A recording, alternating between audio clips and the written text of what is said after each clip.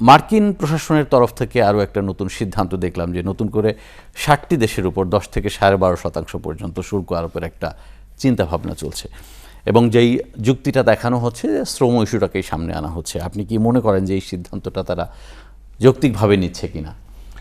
দেখেন, ওদের সিদ্ধান্তগুলা যেভাবে আসছে 60টি দেশের উপরে, ওরা যদি এটা প্রকৃতপক্ষে দিতে চায় তাহলে তাদেরকে 70টা দেশে দিতে হবে। তারা তাদের স্বার্থ চিন্তা করে, তাদের একটা বাইল্যাট্রাল একটা ইন্টারেস্ট আছে। হয়তো ওকে এজিটেট করলে ওখান থেকে ও পেইন পাবে, ওখান থেকে এটার রেজাল্ট আসবে। তো এগুলা গ্লোবাল জিও পলিটিক্সের একটা অঙ্গ আমি মনে করি। এতদিন তো আমাদেরকে এগুলো বলে নাই, এখন হঠাৎ করে বলছে। আজকেই বোধহয় এটা পেয়েছি আমি, যে আপনার জিয়াংজো থেকে যদি আপনি কটন কেনেন তাহলে আপনাকে বাড়তি আরও 10% ডিউটি দিতে হবে। এরকম আরও কিছু প্রোডাক্টের উপর এসছে। এখন তারা তো সুপার পাওয়ার, তারা যদি তাদের দেশে যদি আপনি এন্ট্রি চান, মার্কেট এন্ট্রি চান, তাহলে তাদের কথা শুনতেই হবে। আবার তারা যদি আমাদের এখানে কিছু চায়, সেখানে আমাদের একটা নেগোশিয়েট করার সুযোগ আছে। তো এখানে আমি মনে করব সরকারের প্রথম জায়গাটা হচ্ছে নেগোসিয়েশন ট্যাকটিক এবং নেগোসিয়েশনে উইন উইন একটা সিচুয়েশনের জায়গায় থেকে কাজ আদায় করে নিয়ে আসা, বেনিফিট আদায় করে নিয়ে আসা। সেখানে আমরা কতটুকু সফল হব বা ব্যর্থ হব, সেটা হচ্ছে অদূর ভবিষ্যতে আমরা জানতে পারবো। এই শুল্কটা যদি কার্যকর হয় সেক্ষেত্রে আমরা চলতি অর্থ বছরের 11 মাসের রফতানির পারফরমেন্স তো দেখছি, $44 বিলিয়ন এখনো পর্যন্ত আমরা আর্ন করতে পারিনি, হয়ে আমাদের টার্গেট ছিল $55 বিলিয়ন। সো এইটা কি কোনো ইম্প্যাক্ট তৈরি করবে কিনা নতুন? আমেরিকাতে আমাদের টোটাল এক্সপোর্ট হচ্ছে 8 বিলিয়ন, তার মধ্যে বোধহয় এই 5 to 6 বিলিয়ন হচ্ছে টেক্সটাইল অ্যান্ড আরএমজি। ওই জিয়াংজো শহর আমাদের এখানে অত ইম্প্যাক্ট করবে না। আর এটা যদি ভারত হতো, হ্যাঁ, ভারতের কটন আমাদের কিনতে হয়, সেখানে হয়তো আমাদের অল্টারনেটিভ সোর্স আছে, আমরা ব্রাজিল থেকে কিনতে পারবো।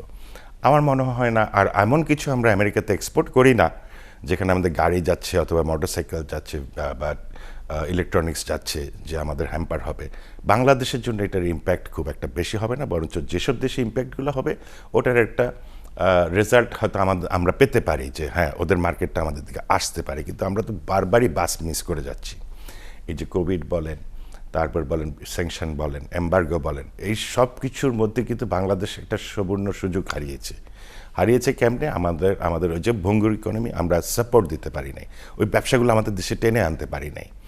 ফ্যাক্টরি রিলোকেট হয়েছে, তারপর ভিয়েতনামের অনেক ফ্যাক্টরি শিফট করছে, চায়নার অনেক ফ্যাক্টরি শিফট করছে, আমরা তো ওদেরকে আনতে পারছি না।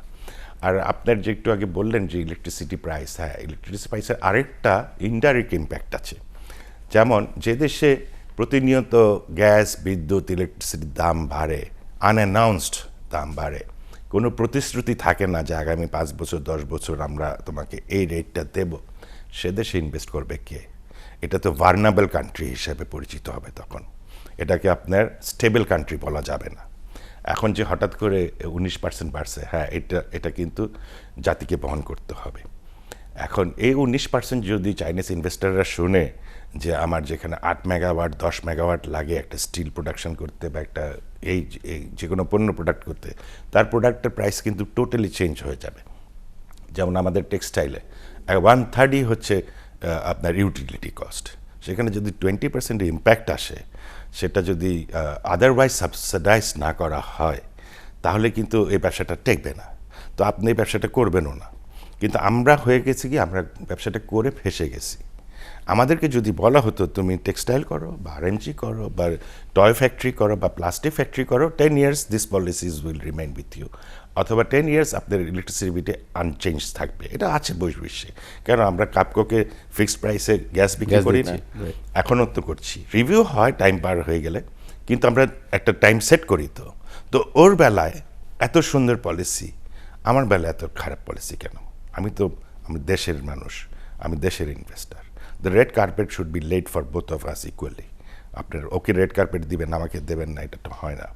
তো আজকে আমাদের পুরো সমগ্র দেশে এই বাজেটকে নিয়ে যে চিন্তাভাবনা হচ্ছে 9.5 লক্ষ কোটি টাকা, এই 9.5 লক্ষ কোটির বরকত যদি আপনি খুঁজতে চান, আমি বেশি বরকত পাবো না। কারণ এগুলো সবই, আপনি আগেও বলেছি, লং টার্ম একটা পরিকল্পনা। এখন আপনার যে জিনিসটা হচ্ছে কর্মসংস্থান নাই, ছেলে পেলে মাস্তানি করছে, টাকার জন্য হত্যাও করছে, আবার আপনি বেঁচে থাকার জন্য টাকা দিতে হচ্ছে। তারপর আমরা যারা ইন্ডাস্ট্রিয়ালিস্ট, আমরা জানি আমাদের ফ্যাক্টরিতে কী সমস্যা, আমাদের গাড়ি বের করতে গেলে কি হয়, কিভাবে আমরা অত্যাচারিত হচ্ছি। তো এইটা কিন্তু আপনার এই বাজেটের থেকে এটা কিন্তু আপনি বিলুপ্তি পাবে না। এটার জন্য আপনি অন্য মেজার নিতে হবে। বাজেটে আমরা বসে আছি, বাজেটে এটাকে অ্যাড্রেস করবার জন্য কি আছে। আর আপনি যতক্ষণ পর্যন্ত কর্মসংস্থান, যেমন এই যে হকারদেরকে উঠিয়ে দেওয়া হলো, কই আপনার কি অল্টারনেটিভ ইনকাম সোর্স তাদেরকে তুলে দিতে পারছেন?